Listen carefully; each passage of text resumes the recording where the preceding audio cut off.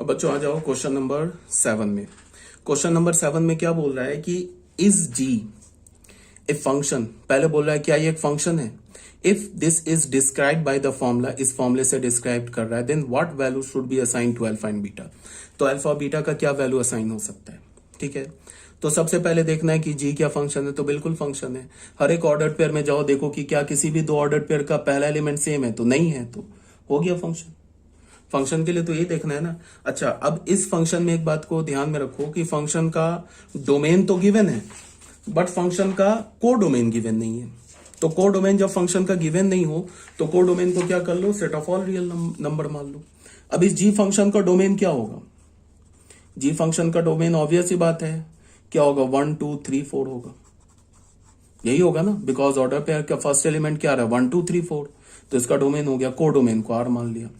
Function को कैसे define किया है, y के करॉस्पॉन्डिंग फॉर्मूला क्या लिखा है, अल्फा एक्स प्लस बीटा। और जी फंक्शन डिफाइन कैसे किया है, 1 1 2 3 3 5 4 7। ऐसे ये जी फंक्शन डिफाइन किया है। समझ रहे हो बात को, ये जी फंक्शन को ऐसे डिफाइन किया है ऑर्डर्ड पेयर में। और फॉर्मूला जो दे रखा है ना जी एक्स, मतलब कि एक्स डोमेन के क्रॉसपॉन्डिंग जो इमेज निकालने का फॉर्मूला दे रखा है वो दे रखा है अल्फा एक्स प्लस बीटा। और बोल क्या रहा है कि अल्फा बीटा का वैल्यू निकालो। ठीक है, अब तुम ऐसे सोचो, इस जी फंक्शन में कितने ऑर्डर पेयर दे रखे हैं, 4। और 4 आना भी चाहिए, क्यों, बिकॉज 4 डोमेन में एलिमेंट है। तो 4 एलिमेंट है तो 4 के क्रॉसपॉन्डिंग इमेज निकलेगा। तो 4 के क्रॉसपॉन्डिंग इमेज निकलेगा तो इसका मतलब 4 ऑर्डर पेयर होगा। अब तुम ऐसे सोचो कि 1 का इमेज 1 कैसे आया होगा, जब हमने x का वैल्यू 1 डाला होगा और y का वैल्यू हमें क्या मिल गया होगा, 1। तो x इज इक्वल टू 1 पे देन y किसके इक्वल है, y होता है ना g ऑफ 1 के इक्वल होगा, ये भी 1 होगा, तभी तो 1 1 ऑर्डर पेयर में आया। तो इसका मतलब क्या हो गया कि g1 1 के इक्वल है। तो g1 क्या है, अल्फा इंटू 1 प्लस बीटा, ये 1 के इक्वल है। तो यहां से हमें क्या मिल गया, अल्फा प्लस बीटा 1 के इक्वल हो गया। इसको हमने पहला इक्वेशन मान लिया। अब ये 2 3 कैसे आया होगा, मतलब x का वैल्यू 2 होगा, then y is equal to 3 मिला होगा। y किसके इक्वल है, f ऑफ 2 के इक्वल है, ये 3 मिला होगा।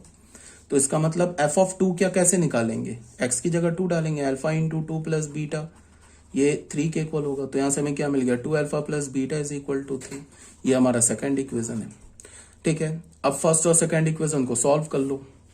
तो इसको क्या करो, 2 सेकंड को 2 से मल्टीप्लाई 1 इंटू 2 कर दो, या एक काम करो, सेकंड में से सब्ट्रैक्ट करो 1 इंटू 2।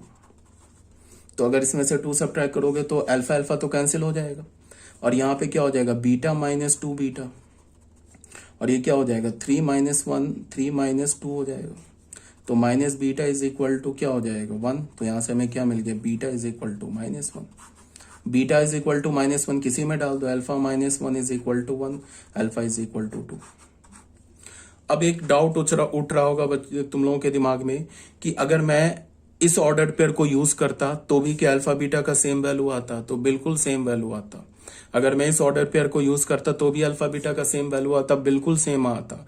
तुम ये जो 4 ऑर्डर पेयर दे रखा है ना, इस 4 ऑर्डर पेयर में से कोई भी 2 ऑर्डर पेयर यूज करो, अल्फा और बीटा का सेम ही वैल्यू आएगा, करके देख लेना। ठीक है, समझ में आ गया होगा मैंने क्वेश्चन कैसे सॉल्व किया। ठीक है, तो यहाँ पे मैंने फर्स्ट और सेकंड ऑर्डर पेयर यूज किया, तुम कोई भी फर्स्ट एंड थर्ड यूज कर लो, सेकंड एंड फोर्थ यूज कर लो, सबसे रिजल्ट जो होगा वो सेम ही आएगा। तो ये क्वेश्चन हो गया सॉल्व, क्वेश्चन नंबर 7 भी। ठीक है, अब बच्चों आ जाओ क्वेश्चन नंबर 8 में। ये जो क्वेश्चन है ये डू इट योरसेल्फ है। इसमें क्या बोल रहा है, एक फंक्शन दे रखा है, from the set of all real number to the set of all real number be given by F x किसके इक्वल है, एक्स स्क्वायर प्लस 3 के इक्वल है। पहला क्या बोल रहा है कि एक्स एफ एक्स का सेट निकालो। अच्छा, पहले क्या बोल रहा है, पहले में बोल रहा है कि find the set of all X, उन सारे एक्स को लिखो such that F x is equal to 28। इसका क्या मतलब है कि उन सारे एक्स को खोजो जिसका इमेज 28 हो। तो कोई दिक्कत नहीं है, एफ एक्स को क्या करेंगे, 28 के इक्वल करके वहां से एक्स निकाल लेंगे।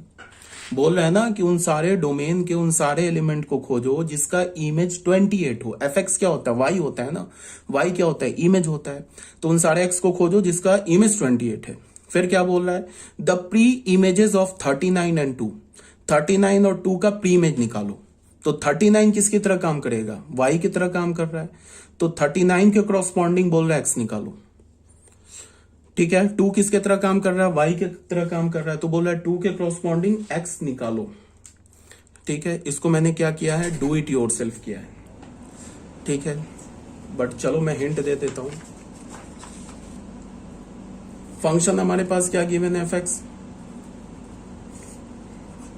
एफ एक्स क्या गिवन है, x square plus 3।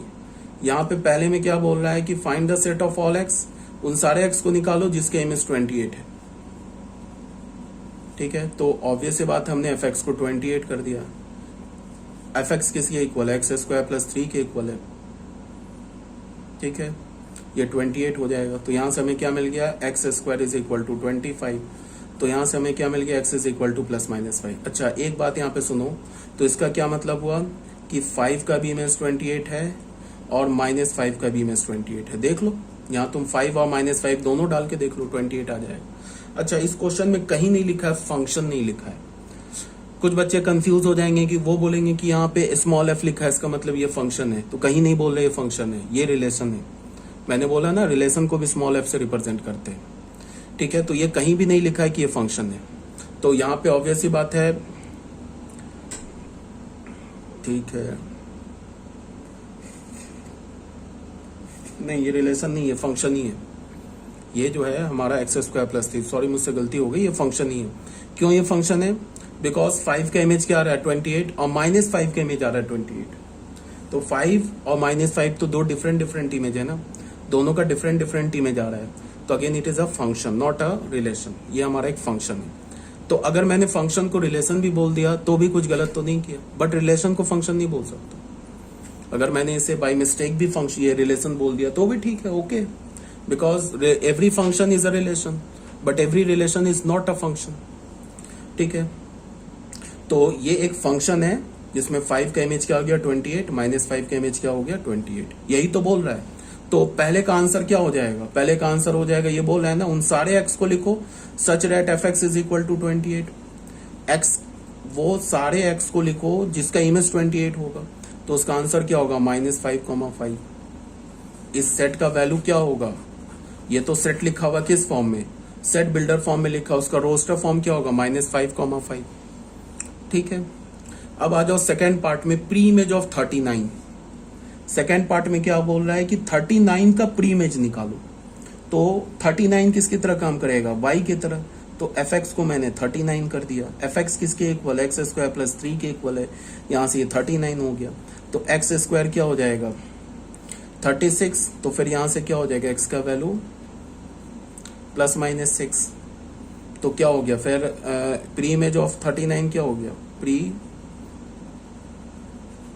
Image of 39 क्या हो जाएगा, इज ±6। इसका क्या मतलब होगा, 6,39 एंड -6,39 ये फंक्शन का एलिमेंट हो जाएगा।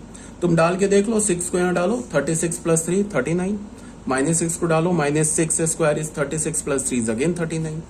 तो ये बोल रहा है। अब बोल रहा है कि प्री इमेज ऑफ 2 का प्री इमेज निकालो, ठीक है। तो फिर हमने एफ एक्स को 2 कर दिया। 2 क्या हमारा वाई की तरह ही तो काम कर रहा है। तो यहां से क्या हो गया, एक्स स्क्वायर प्लस 3 क्या हो गया, 2 हो गया।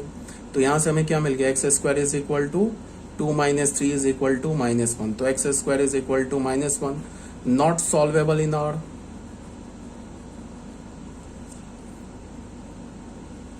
अब ये देख के भी बहुत बच्चों के दिमाग में क्वेश्चन उठ रहा होगा कि ये फंक्शन नहीं है। क्यों नहीं फंक्शन है, बिकॉज 2 का तो हमें कोई प्री इमेज नहीं मिला। तो 2 का प्री इमेज नहीं मिले तो कोई दिक्कत नहीं है। 2 किसका एलिमेंट है, 2 तो कोर डोमेन का एलिमेंट है ना। तो कोर डोमेन के हर एक एलिमेंट का तो प्री इमेज फंक्शन में मिल भी सकता है, नहीं भी मिल सकता है।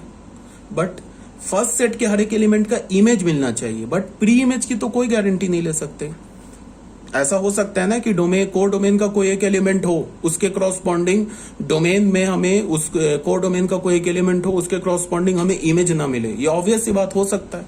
ऐसा भी हो सकता है कि डोमेन के कोडोमेन के हर एक एलिमेंट का प्री इमेज मिल जाए, ठीक है ना।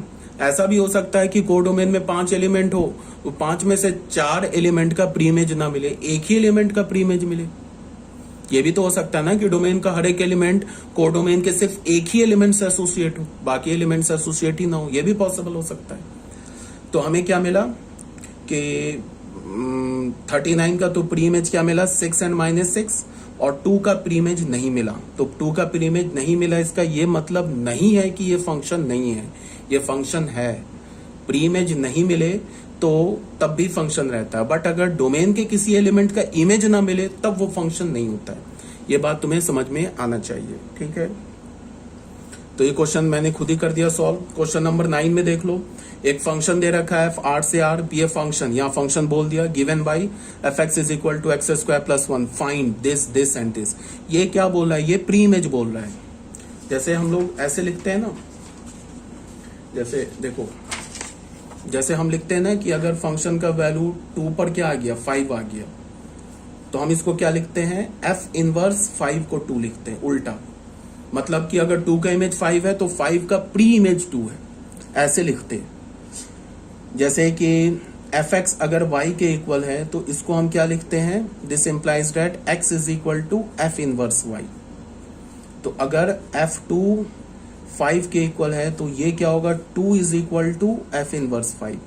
ये क्या रिप्रेजेंट कर रहा है, y का प्री इमेज x है।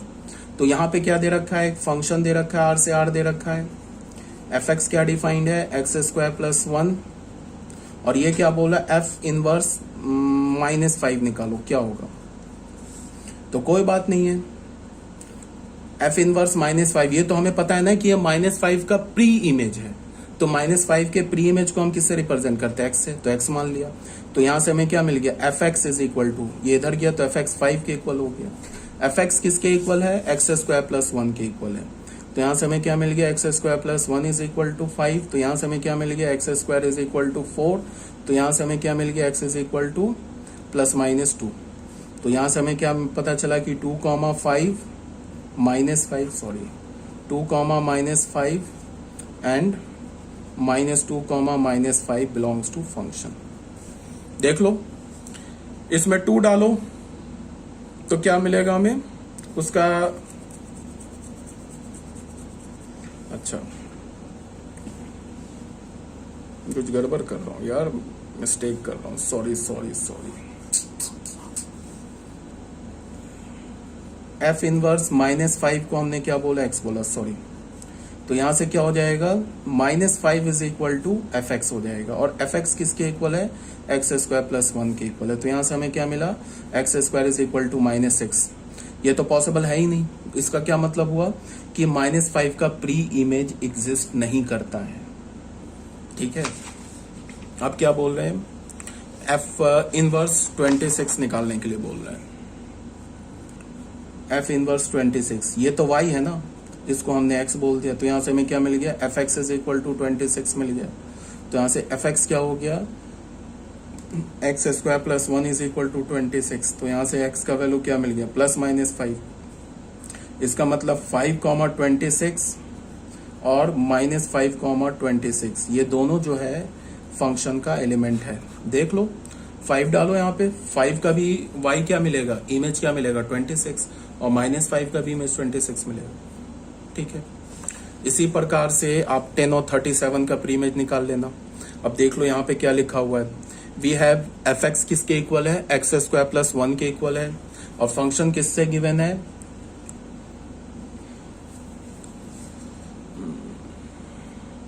f is a to b and y belongs to b। Function जो है ना यार,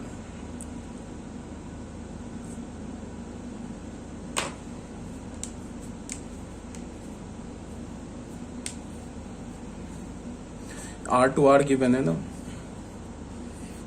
इसको R कर लो बच्चे, PDF में करेक्ट कर लेना, फंक्शन R से R में गिवन है, ये R कर लो, ठीक है ना। इसको R कर लेना यहाँ पे। अब बात को सुनो ध्यान से, क्या बोल रहा है, द सेट ऑफ ऑल है एफ फंक्शन के आर से आर में गिवन है एंड वाई क्या होना चाहिए, बिलोंग्स टू आर। इसको भी आर कर लेना, sorry this is again wrong, इसको आर कर लेना।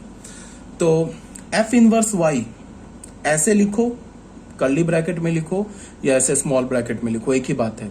इसका क्या मतलब है, ये एफ इनवर्स वाई का क्या मतलब है, ये एफ इनवर्स वाई जो है ना, ये क्या बता रहा है, वाई का प्री इमेज। जैसे हम एफ एक्स लिखते हैं ना, तो एफ एक्स का क्या मतलब होता है, एक्स का इमेज। तो एफ इनवर्स वाई का क्या मतलब होगा, वाई का प्री इमेज। तो एफ एक्स किसके इक्वल होता है, एक्स के इमेज के इक्वल होता है, और हमें पता है कि एक्स का इमेज क्या होता है, वाई। तो एफ एक्स किसके इक्वल हो गया, वाई के इक्वल हो गया। एफ एक्स क्या होता है, एक्स का इमेज होता है ना, ठीक है। एक्स क्या हो गया, डोमेन का एलिमेंट हो गया, वाई क्या हो गया, को डोमेन का एलिमेंट हो गया। तो एफ एक्स को हम क्या बोलते हैं, एफ एक्स को हम वाई बोलते हैं। और एफ इनवर्स वाई क्या हो गया, वाई का प्री इमेज। तो वाई का प्री इमेज क्या होगा, वो तो डोमेन का एलिमेंट होगा, उसको तो हम एक्स बोलेंगे। तो एफ इनवर्स वाई क्या हो गया, एक्स हो गया। एफ इनवर्स वाई क्या हो गया, एक्स हो गया। और एफ एक्स क्या हो गया, वाई हो गया। तो एफ इनवर्स वाई को ऐसे भी लिख सकते हो, ऐसे भी लिख सकते हो। इसका क्या मतलब हो गया कि the set of all X, उन सारे एक्स का सेट बनाओ जो कि रियल नंबर का एलिमेंट है, such that F x is equal to y हो। समझ में आगे बात, समझ में। एफ इनवर्स वाई का क्या मतलब है, उन सारे एक्स का सेट बनाओ सच दैट एफ एक्स किसके इक्वल हो, वाई के इक्वल हो।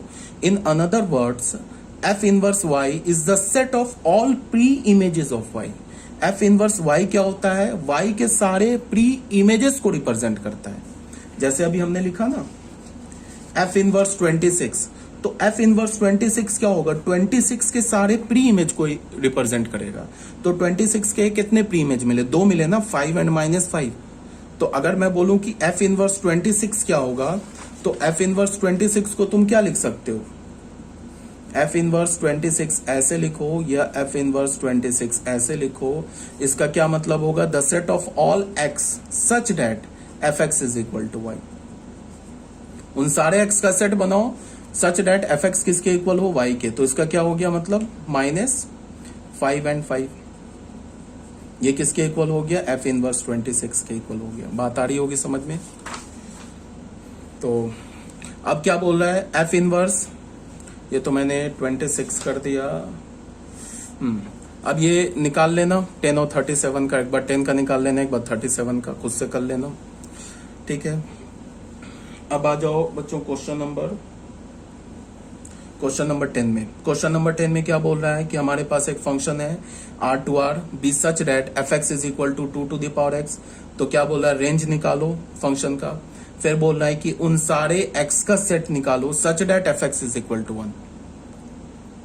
उन सारे डोमेन का वैल्यू निकालो जिसका इमेज 1 हो। फिर क्या बोल रहा है, whether f of x plus y is equal to f x into f y holds. क्या f of x plus y f x into f y ये होल्ड कर रहा है, इसको चेक करो। तो बस शुरू हो जाते हैं, इसको देख लेते हैं। सॉल्यूशन ऑलरेडी कर रखा है मैंने, तो इसी को देख के समझा देता हूं। अब यहां पे देखो रेंज बोल रहा है निकालने के लिए, एफ एक्स किसके इक्वल है, 2 टू द पावर एक्स के इक्वल है। अब तुम ऐसे सोचो, फंक्शन का डोमेन क्या है, आर। तो एक्स कौन कौन सा वैल्यू लेगा, एक्स सारे रियल नंबर लेगा, ठीक है। अब तुम ऐसे सोचो, तुम 2 पर कोई भी रियल नंबर डालो, कोई भी रियल नंबर, 0 डालो, निगेटिव डालो, पॉजिटिव डालो, 2 टू द पावर एक्स जो कि y के इक्वल है। 2 टू द पावर एक्स क्या है, x का इमेज है, और वो किसके इक्वल है, fx के इक्वल है, y के इक्वल है। तो अगर तुम कोई भी रियल नंबर डालो तो 2 टू द पावर एक्स का वैल्यू क्या आएगा, 2 टू द पावर एक्स का वैल्यू 0 नहीं हो सकता। अभी बोला मैंने, इससे पहले वाले लेक्चर में बताया क्या कि किसी भी पॉजिटिव रियल नंबर के अगर के ऊपर तुम कोई पावर रखते हो, तो वो पावर जो 2 टू द पावर तुम एनी रियल नंबर रखो, तो उसका वैल्यू कभी 0 नहीं हो सकता, कभी नेगेटिव नहीं हो सकता। तो क्या हो सकता है, पॉजिटिव हो सकता है। तो अगर तुमने x की जगह कोई भी रियल नंबर रिप्लेस किया, तो 2 टू द पावर x क्या मिलेगा, पॉजिटिव ही मिलेगा। तो इसका रेंज क्या हो जाएगा, set of all positive real number. 2 to the power x का रेंज क्या होगा, set of all positive real number. Negative तो आ नहीं सकता, 0 आ नहीं सकता। तुम चाहे एक्स का कोई भी रियल नंबर डालो, फंक्शन का डोमेन क्या है, set of all real number. तो रेंज क्या है, ऐसे ही हमें पता चल गया, set of all real number. यही बात को यहाँ पे लिखा होगा, since 2 to the power x is positive, positive है for every x belongs to R. 2 to the power x है क्या, वाई, y किसे रिप्रेजेंट करता है, इमेज को। तो इसका क्या मतलब है कि टू टू दी, इसका जो फंक्शन का जो इमेज है ना वो पॉजिटिव होगा for every x belongs to r। तुम डोमेन का कोई भी रियल नंबर उठा लो, उसके क्रॉसपॉन्डिंग जो इमेज मिल रहा है दैट इमेज इज पॉजिटिव। वो इमेज क्या हमारा positive. So f x is equal to to the power x is positive real number. Two to the power x क्या पॉजिटिव रियल नंबर है for every x belongs to R. Moreover for every positive real number x there exist log x by two. अच्छा, फिर log का concept आ गया। तो 11th class के बच्चे 1 minute के लिए इसको तुम छोड़ दो, अगर नहीं समझ में आ रहा है तो। 12th क्लास के लिए मैं बोल रहा हूं, 11th में अगर है तो लॉग नहीं है, अभी आगे तुम पढ़ोगे लॉग। तुम तो ऐसे मानो, तुम इस क्वेश्चन का एक्सप्लेनेशन अभी टाइम बिंग, जब तक तुमने लॉग नहीं पढ़ा है, तुम ऐसे मानो कि तुम x का कोई भी रियल नंबर ले लो, ठीक है। उस रियल नंबर को तुम अगर 2 के ऊपर पावर रखते हो तो 2 टू द पावर x जो कि y के इक्वल है हमेशा पॉजिटिव रियल नंबर देगा। और 2 to the power x y के इक्वल है, y हमेशा पॉजिटिव रियल नंबर होगा, तो फंक्शन का रेंज हमेशा पॉजिटिव रियल नंबर होगा। तो अगर मैं बोलूं कि रेंज क्या होगा फंक्शन का, तो range is of the function is 0 to infinity, 0 पर भी ओपन, 0 टू इंफिनिटी, यही हो गया रेंज ऑफ द फंक्शन। अब अगर डोमेन ऑफ द फंक्शन, वो तो क्वेश्चन ही में गिवन है आर। को डोमेन ऑफ फंक्शन वो भी क्वेश्चन में गिवन है आर। अगर कभी भी क्वेश्चन में को डोमेन गिवन नहीं हो तो उसे क्या कर लोगे, set of all real number ले लोगे। समझ में आ रही है बात। तो ये फंक्शन का रेंज हो गया। ये 11th क्लास का एक्सप्लेनेशन था, 11th क्लास के लिए एक्सप्लेनेशन था। अब 12th क्लास में थोड़ा एक्स्ट्रा एडअप हो जाएगा, वो समझ रहे हैं। Moreover for every positive real number, तुम कोई भी पॉजिटिव रियल नंबर ले लो, देयर एग्जिस्ट, एक ये एग्जिस्ट करेगा। पता है ना, 12th क्लास को बोल रहा हूं, पता है ना कि सारे पॉजिटिव रियल नंबर का लॉग एग्जिस्ट करता है। तो तुम कोई भी पॉजिटिव रियल नंबर ले लो, उसके क्रॉसपॉन्डिंग क्या हमें मिलेगा, लॉग एक्स बेस 2 एग्जिस्ट करेगा, ठीक है। और ये log x बेस 2 क्या होगा, ये भी रियल नंबर होगा, such that f of log x base 2 ये किसके इक्वल होगा, 2 पे पावर हम अगर डाल दें ना, ये fx है ना यहाँ पे, इस पे अगर हमने x की जगह क्या ले लिया, log x बेस 2। तुम पहले x कोई भी रियल नंबर ले लो, उसके क्रॉसपॉन्डिंग एक नंबर एग्जिस्ट करेगा log x बेस 2। इस log x बेस 2 को अगर तुम इस फंक्शन में डालोगे तो क्या मिल जाएगा, x मिल जाएगा। इसका क्या मतलब होगा, log x बेस 2 का इमेज क्या हो गया, x हो गया। और ये x क्या हमारा पॉजिटिव रियल नंबर, तो रेंज क्या हो जाएगा फंक्शन का, 0 टू इंफिनिटी, ठीक है। तुमने अगर कोई भी पॉजिटिव रियल नंबर लिया तो उस पॉजिटिव रियल नंबर के क्रॉसपॉन्डिंग एक नंबर एग्जिस्ट करेगा ना, log x बेस 2, ठीक है। इस log x बेस 2 को अगर तुम इस फंक्शन में डालोगे तो क्या मिल जाएगा, x। इसका क्या मतलब हुआ कि x का इमेज क्या हो गया, x का इमेज हो गया log x बेस 2, ठीक है। x का अगर तुमने x लिया कोई भी रियल नंबर, या फिर तुम ऐसे बोल सकते हो कि log x बेस 2 का इमेज क्या हो गया, x हो गया। log x बेस 2 का इमेज क्या हो गया, x हो गया, ठीक है। x हमारा क्या है, x हमारा क्या है, x जो है हमारा वो पॉजिटिव रियल नंबर है, ठीक है। तो कोई भी पॉजिटिव रियल नंबर उठा लो, उसके क्रॉसपॉन्डिंग log x बेस 2 आएगा। उस log x बेस 2 को अगर तुम फंक्शन में यहां डालोगे तो हमें x मिल जाएगा। इससे हमें यह पता चल रहा है कि फंक्शन का जो रेंज होगा वो रेंज क्या होगा, set of all positive real number, ठीक है। कोई डाउट अगर होगा 11th के लिए तो एक्सप्लेनेशन बता दिया, ठीक है। जब वो आगे लॉग पढ़ेंगे तो क्लियर हो जाएगा। अब यहाँ पे क्या बोल रहा है कि उन सारे x का सेट निकालो सच दैट fx किसके इक्वल हो जाए, 1। ये तो बहुत इजी क्वेश्चन है। तो fx को 1 के इक्वल करके x निकाल लेना है। तो fx को 1 के इक्वल किया तो 2 टू द पावर x 1 के इक्वल हो गया। तो 2 टू द पावर 1 को क्या लिख सकते हो, 2 टू द पावर 0, तो x की वैल्यू 0 आ गई। तो बोल रहा है ना कि उन सारे x का सेट निकालो सच दैट fx 1 के इक्वल हो जाए। तो क्या x का एक ही वैल्यू मिला 0, तो ये किसके इक्वल हो गया, 0। अब क्या बोल रहा है कि f of x plus y fx into f y के इक्वल है, इसको चेक करो, ठीक है। तो sorry, f of x plus y किसके इक्वल है हमारे पास, 2 to the power x plus y. इसको तुम लिख सकते हो 2 to the power x into 2 to the power y. अब 2 टू द पावर x को क्या लिख सकते हो, fx लिख सकते हो। 2 टू द पावर y को क्या लिख सकते हो, fy। तो f of x plus y किसके इक्वल मिला हमें, 2 to the power x plus y. ये है ना हमारे पास फंक्शन एफ एक्स। इसमें अगर हमने x की जगह x प्लस वाई डाला तो यहां भी तो x प्लस वाई आ जाएगा। ठीक है, तो ये किसके इक्वल मिल गया, f x into f y. Hence f of x plus y is equal to f x into f y holds for all x y belongs to R. ये true निकल गया। ठीक है, ये था हमारा क्वेश्चन नंबर 10। अब क्वेश्चन नंबर 11 में आ जाओ। क्वेश्चन नंबर 11 में क्या बोल रहा है कि हमारे पास एक फंक्शन डिफाइंड है from the set of all real number to the set of all real number be defined as follows. ये क्या बोल रहा है कि एफ एक्स का वैल्यू 1 होगा जब x हमारा रैशनल नंबर हो, और एफ एक्स का वैल्यू -1 होगा जब हमारा x इरैशनल नंबर हो। मतलब क्या है कि सारे रैशनल नंबर के क्रॉसपॉन्डिंग इमेज 1 होगा और सारे इरैशनल नंबर के क्रॉसपॉन्डिंग इमेज -1 होगा। अगर तुम यहां पे इस फंक्शन में x की जगह कोई भी रैशनल नंबर डालोगे ना तो उसका इमेज 1 आएगा, और x की जगह कोई भी इरैशनल नंबर डालोगे तो उसका भी इमेज 1 आएगा। तो बोल रहा है कि इसका वैल्यू निकालो, ये सब निकालो, रेंज प्री इमेज निकालो, ये सब बोल रहा है। तो 1/2 कैसा नंबर है, रैशनल नंबर, तो 1/2 का इमेज क्या होगा, 1 होगा। पाई कैसा नंबर है, इरैशनल नंबर, तो पाई का इमेज क्या होगा, -1 होगा। √2 कैसा नंबर है, इरैशनल नंबर, तो √2 का इमेज क्या होगा, -1। अब बोल रहा है रेंज निकालो फंक्शन का क्या है। तो हमें तो पता चल गया कि सारे रैशनल नंबर डोमेन में, सारे रैशनल नंबर किससे एसोसिएट है, 1 से, और सारे इरैशनल नंबर किससे एसोसिएट है, या फिर सारे इरैशनल नंबर का इमेज क्या है, -1, और सारे रैशनल नंबर के इमेज क्या है, 1। तो रेंज में तो 2 ही एलिमेंट आया ना, -1 एंड 1। तो रेंज क्या हो गया इस फंक्शन का, set containing 2 elements that is -1 and 1। Domain क्या हो गया इस फंक्शन का, R। कोडोमेन क्या हो गया इस फंक्शन का, R। रेंज क्या हो गया इस फंक्शन का, -1, 1 which is again the subset of real number. Real number क्या हमारा, कोडोमेन। अब बोला है कि प्री इमेज निकालो 1 का, तो ये भी बिल्कुल ऑब्वियस सी बात है।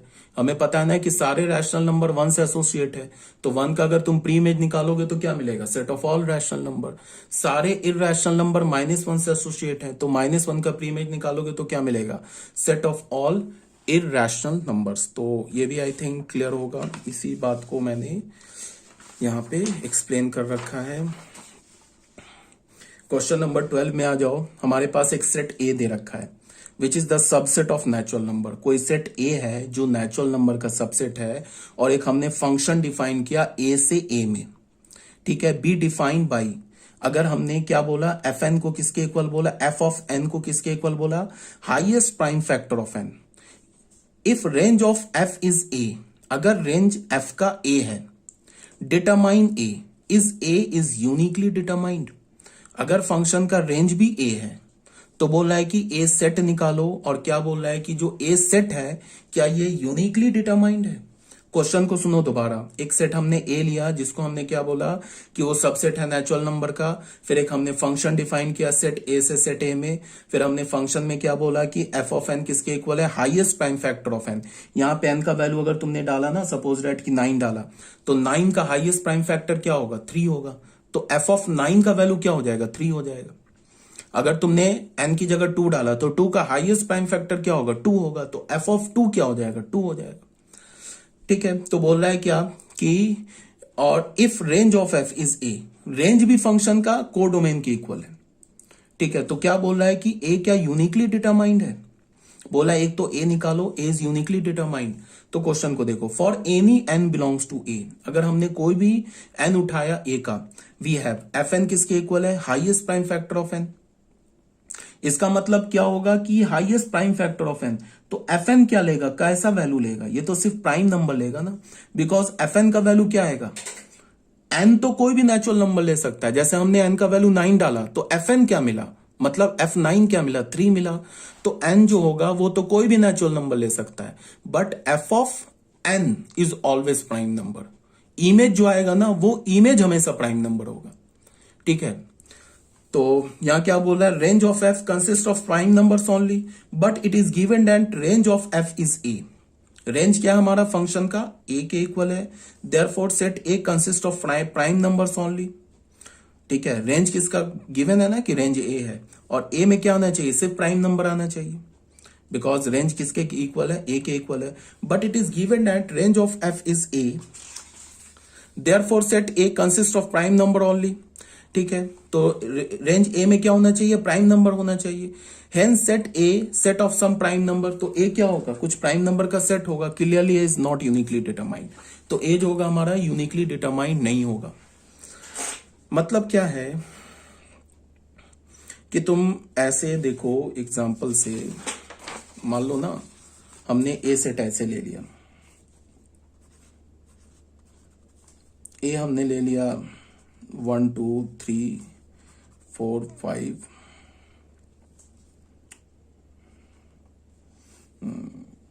1 को हटा दिया, यहाँ पे 9 ले लिया। ठीक है, एक फंक्शन हमने ए से ए डिफाइन कर दिया। ठीक है, तो